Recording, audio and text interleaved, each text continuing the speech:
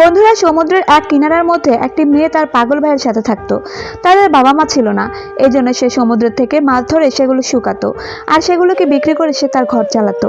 সে তার ভাইকে মাছগুলো খেয়াল রাখতে বলে পানি আনতে চলে যায়, কিন্তু যখন সে ফিরে আসে তখন দেখে মাছগুলোর উপরে অনেক ময়লা আবর্জনা পড়ে আছে আর তার ভাই অনেক দূরে গিয়ে বসেছিল।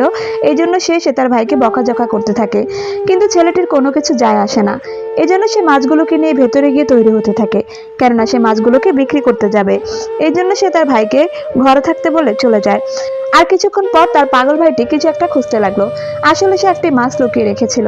অন্যদিকে মেয়েটি যখন রাস্তার মধ্যে মাছ বিক্রি করার জন্য বসেছিল তখন একটা ছেলে এসে মেয়েটিকে হুমকি দেয়।